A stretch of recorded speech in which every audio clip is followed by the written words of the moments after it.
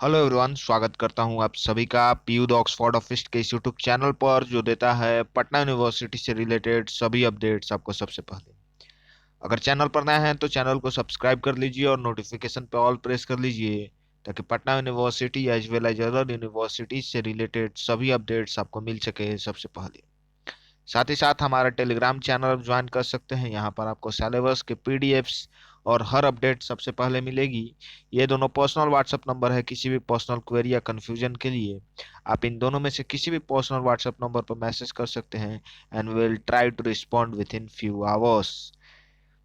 चलिए, हमारे जो सिलेबस सीरीज थी उसमें हमने बहुत सारे सब्जेक्ट्स को डिस्कस किया है, जहाँ पे हमने history, geography, polity, psychology, sociology और हिंदी का जो पेपर फर्स्ट है उसका भी सिलेबस डिस्कस किया है। आज हम लोग डिस्कस करने वाले हैं इकोनॉमिक्स का जो पेपर वन है उसको। क्या है इकोनॉमिक्स के पेपर वन में पढ़ना उसको जान लीजिए और फिर मैं आपको बुक रिकमेंड भी कर दूंगा इसी वीडियो के अंदर। चलिए वीडियो को शुरू करते हैं। ये यहाँ पर जो आपका इकोनॉमिक्स का पेपर वन है उसका नाम है माइक्रो इकोनॉमिक्स। ठीक है, माइक्रो इकोनॉमिक्स में आपको 5 यूनिट्स टोटल पढ़ने हैं, जहाँ पे आपको कंजप्शन के बारे में पढ़ना है, कॉस्ट एंड रिवेन्यू के बारे में पढ़ना है। इसके अलावा दो और जो यूनिट्स है जहाँ पे आपको डिस्ट्रीब्यूशन के बारे में भी पढ़ना होगा। चलिए इसको शुरू करते हैं यूनिट वन से। आपको यूनिट वन में पढ़ना है nature and scope of economics. जो इकोनॉमिक्स है, जो अर्थशास्त्र है, इसके अंतर आखिर आपको पढ़ना क्या है, इकोनॉमिक्स के अंतर्गत हम लोग पढ़ते क्या है, इसको आपको सबसे पहले समझना होगा। इसके बाद फिर आपको static and dynamic economics, economics के कुछ प्रिंसिपल्स हैं, कुछ सिद्धांत हैं, जहाँ पे एक जो इकोनॉमिक्स होता है वो स्टैटिक होता है और दूसरा जो है वो डायनेमिक होता है। डायनेमिक मतलब बदलते रहता है और स्टैटिक यानी कि फिक्स्ड, वो बदलता नहीं है। तो इन दोनों के बीच में आपको डिफरेंस जो है उसको समझना होगा। फिर आपको माइक्रो एंड मैक्रो इकोनॉमिक्स, क्योंकि इस पेपर का नाम है माइक्रो इकोनॉमिक्स और जो आपका सेकंड पेपर है वो है मैक्रो इकोनॉमिक्स। तो इन दोनों के बीच में क्या डिफरेंस है, क्या अंतर है, उसको समझना होगा। जब आप इकोनॉमिक्स का बेसिक जो पोर्शन है उसको समझ जाइएगा तो फिर आपको कॉन्सेप्ट जो है इकोनॉमिक्स से संबंधित जो छोटे छोटे कॉन्सेप्ट हैं, जैसे कंजप्शन हो गया या रिवेन्यू हो गया, वो आपको इस पेपर में पढ़ना है। आपको जो यूनिट टू है वो है कंजप्शन। कंजप्शन को जो है वो छोटे छोटे यूनिट्स में डिवाइड किया गया है, जैसे utility concept, types and relationship, theories of consumer behaviour, cardinal and ordinal approaches. ठीक है, ये आपको पढ़ना है यूटिलिटी के अंतर्गत। फिर यहाँ पर सेकंड सब टॉपिक है डिमांड, जहाँ पे आपको concept, law of demand, elasticity of demand, types of elasticity of demand and measurement of elasticity of demand, concept of consumer surplus. तो ये जो सब टॉपिक्स है वो आपको पढ़ने हैं कंजप्शन के अंतर्गत।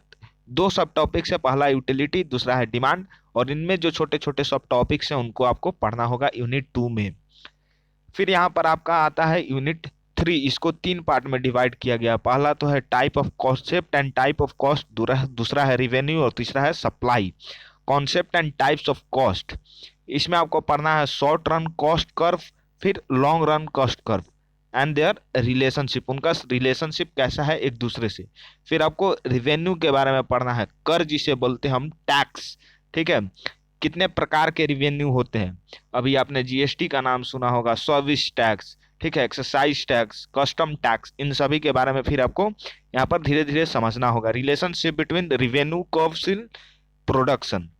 फिर आपको सप्लाई के अंतर्गत पढ़ना होगा concept, supply schedule and curve, production and function में आपको इंट्रोडक्शन होगा, स्क्विंटन, कॉप्स लॉज ऑफ वेरिएबल प्रोपोर्शन। तो ये जो है वो कुछ थ्योरी जो है वो आपको पढ़नी होंगी, बेसिक जो थ्योरी है इकोनॉमिक्स से संबंधित यूनिट थ्री में। फिर आते हैं यहाँ पर यूनिट फोर जो कि है मार्केट, यानी आपको अब बाजार के बारे में पढ़ना होगा यूनिट फोर में, जहाँ पे आप introduction, element and types of market, prices determination under perfect competition, role of time element, pricing under monopoly and monopolistic competition, comparative study of monopoly and perfect competition। तो ये सब टॉपिक्स है जो आपको प्रोफेसर्स जो है वो पढ़ाएंगे काफी डिटेल्स में जब आप क्लासेस अटेंड करेंगे। मैं आपको सिर्फ यहाँ पर ओवरऑल बता दे रहा हूँ कि क्या आपको पढ़ना है।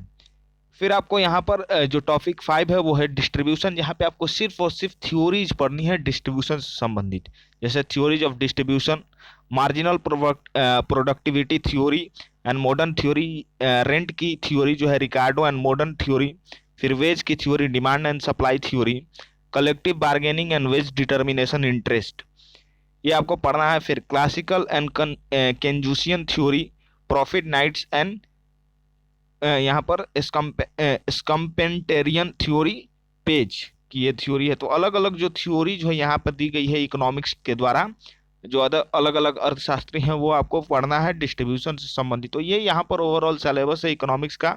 इसका जो पीडीएफ है वो आपको मिल जाएगा यहाँ पर, हमारा टेलीग्राम चैनल है वहाँ पर, उसको आप जाकर के डाउनलोड कर लीजिए।